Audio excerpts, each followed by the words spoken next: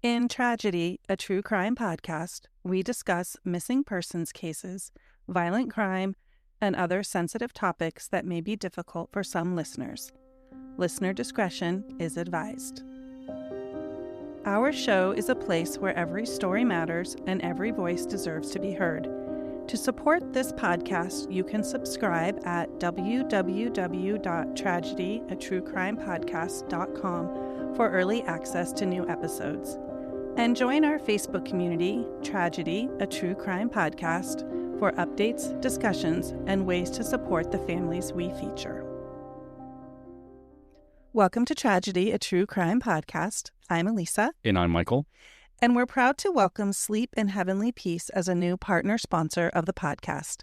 Sleep in Heavenly Peace is a national, volunteer-driven nonprofit with one powerful mission: no kid sleeps on the floor in our town.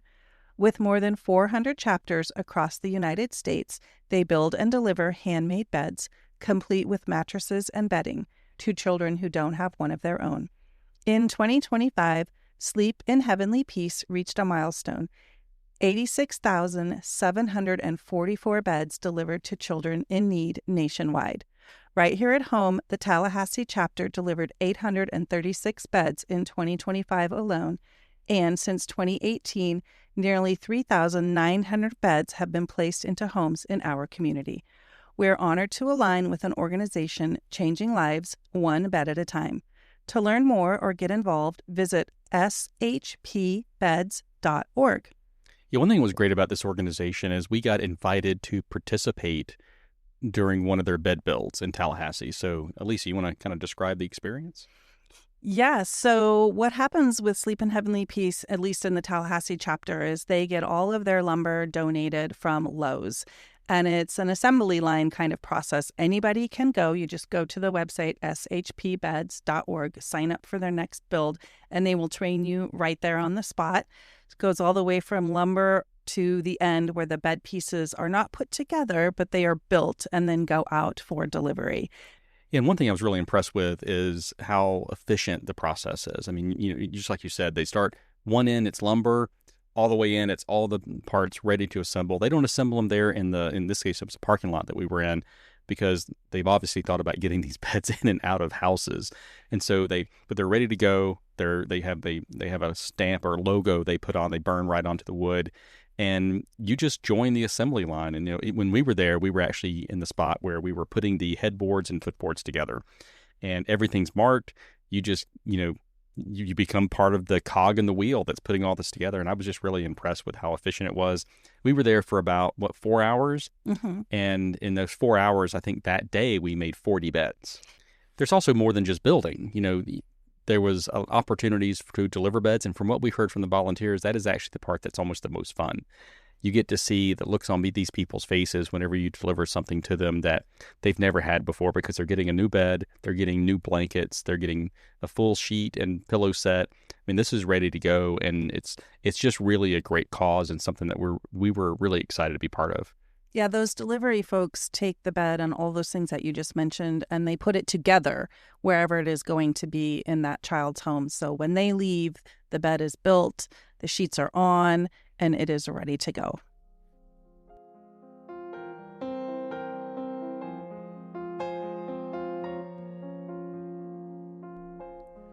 Today, we begin a new case, a disappearance that leaves more questions than answers, a timeline with gaps, and a family still searching for clarity.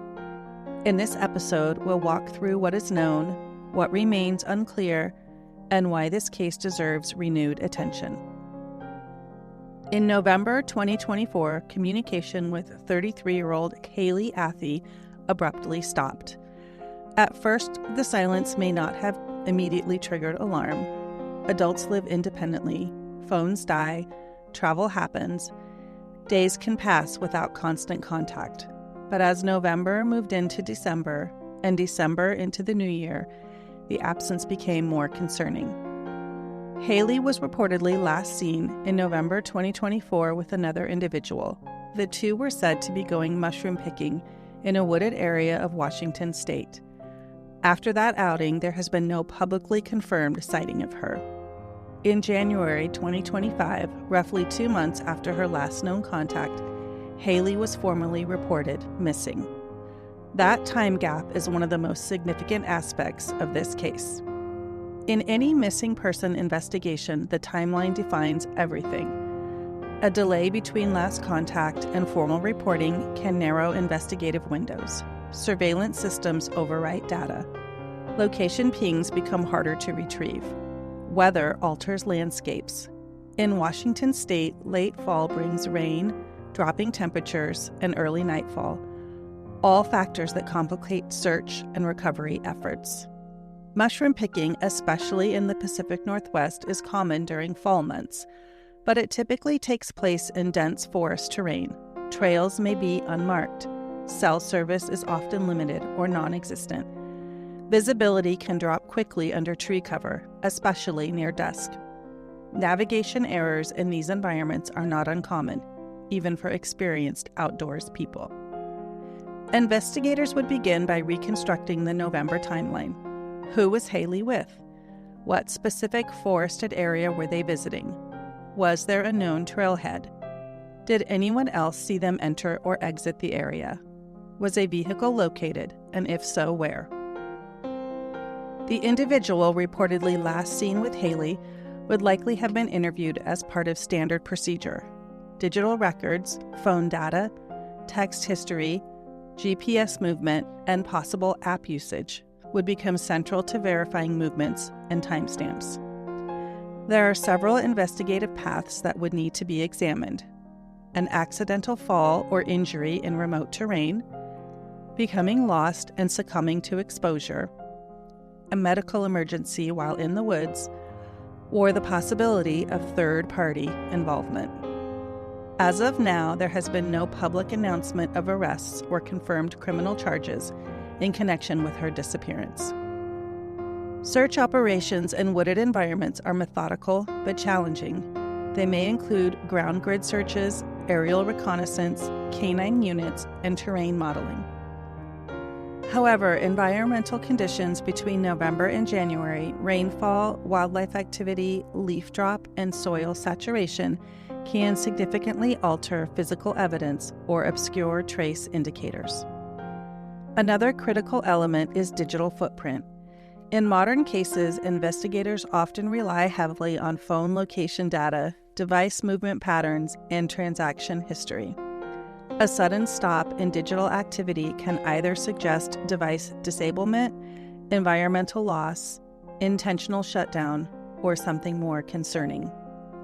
The January 2025 Missing Person Report marks the formal start of documented law enforcement involvement, but the most important window remains November 2024. Key unanswered questions include: what was Hailey's final confirmed message and to whom was it sent? Has her phone ever reconnected to a network after that date? Was the mushroom picking location precisely identified and searched? Did the individual she was with return alone, and what timeline did they provide? Were search warrants executed for devices, vehicles, or property?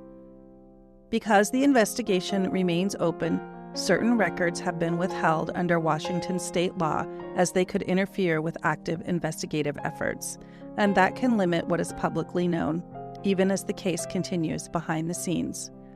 What remains clear is this: Hailey's contacts stopped in November 2024. She was reportedly last seen going mushroom picking with another person. She was reported missing in January of 2025. There has been no confirmed public recovery and no announced arrests. In wilderness-related disappearances, outcomes generally fall into defined categories: accident, exposure, medical event, voluntary absence, or criminal act.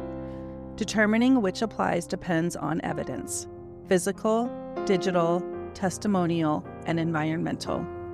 Right now, that determination has not been publicly made.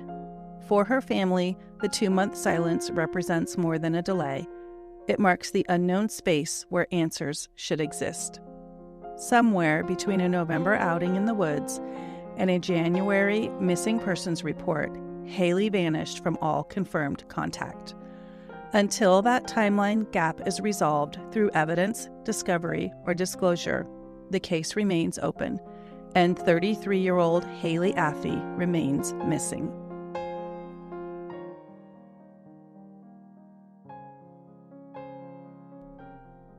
First of all, that was a great summary of the case, and so there's definitely going to be a lot to unpack as we kind of go through the journey of Hailey's story.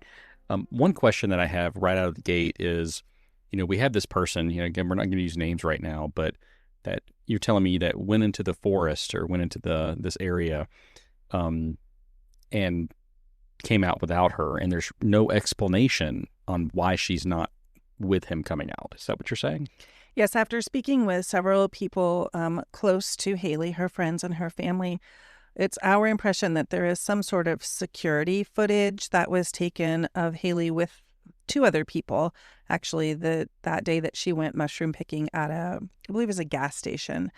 And then the story that is told is that she and one of those two people then went mushroom picking. And then this person who came out of the woods, and you'll hear this from a lot of her friends and family, he said, quote, "I lost her," when he was questioned by local law authorities. So it's pretty clear he names that they went into the woods together, but he did come out alone and said that he lost her.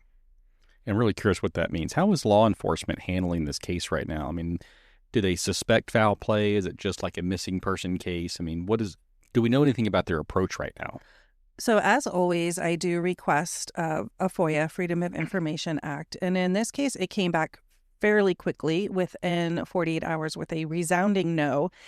And I was not even allowed to appeal that, because when the Cowlitz County Sheriff's Office denies their FOIA, they also include the statute, which the grounds of which they are denying the FOIA, and they're just claiming that it's an open and active investigation.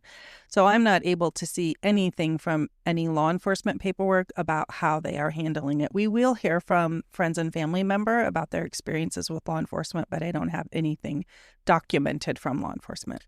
Is there any evidence that we do have access to right now, or anything that leads us to believe one direction or the other regarding foul play versus just leaving, which you did indicate is one of the reasons it took a while to really understand Hailey was missing, is that she has a history of disappearing for a little while. So that's why there's been such a delay between when she went missing and when it was really reported she was missing.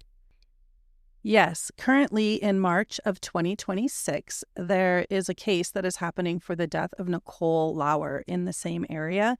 And the person who is charged with her death is the same person who Hailey was last seen with. So my sense would be that because he's already under suspicion for the death of one person, that law enforcement would be looking pretty closely at him, since he was the last person to see Hailey.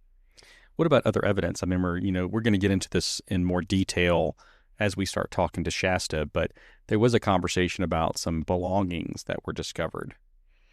Yeah, Shasta tells us about, I believe it was an iPad that belonged to Hailey, and maybe some clothes and some things that were found near an off-ramp by someone. And we have heard a couple of different stories about that, but what seems to have happened is that whomever was able to secure this iPad then was using it under Hailey's profile to post some really awful things. And that people, I think, got excited because they thought maybe that was actually Hailey posting, until they figured out, obviously, the context of what was posted was not stuff that she would post. All right. Obviously, this is the first episode of Hailey's case, and we've already had a number of interviews. Why don't you share some of the details of who we're going to be speaking with and how we're going to be approaching, Hailey's story? Yes, Hailey has a big tribe behind her, and we were able to speak with her friend Shasta, who's been her main advocate during all of this. Her mom, Nicole, her sister, Ashley, her friend, Amanda, and her brother will also be speaking with us. And I will also reach out to the sheriff's office to see if the lead detective would like to come on or share any information with us. So if you have any information regarding Hailey's disappearance, please contact Detective James Hanberry with the Cowlitz County Sheriff's Office at 360-577-3092 and reference case A25-247. And one interesting sneak peek that, we may be able to talk about when it comes to this case is a little bit of a blast from the past. When we talk to some of our contacts, specifically Kathy Decker, we've already reached out to, and she's very interested in this case. And, we're looking forward to any assistance she can provide. Yes, Kathy Decker came on our show with Iris, and we spoke with her and with Douglas McGregor, the geoprofiler, and I recalled that Kathy lives in the Pacific Northwest. So I reached out to her, and of course, she has some very significant contacts with search agencies and things in that area. So we will be reconnecting with her to see how she can support us as we support Hailey's family. All right. Well, I'm looking forward to this story, and I'm looking forward to getting the word out and seeing what we can do from our perspective to help. You've been listening to Tragedy, a true crime podcast. Our purpose is to honor victims by sharing their stories through the voices of friends, family, and those whose lives were forever changed. If today's episode resonated with you, we encourage you to subscribe, leave a review, and share the podcast so these important stories continue to be heard. Together, we can preserve their memories and ensure their voices are never forgotten. If you have ideas for cases we should cover or questions about what you heard, you can connect with us through our Facebook group, Tragedy, a True Crime Podcast, on X @Tragedy Podcast, by email at tragedyaTrueCrimePodcast@gmail.com, or by visiting our website, www.tragedyaTrueCrimePodcast.com. Thank you for listening, and we hope you'll join us next time.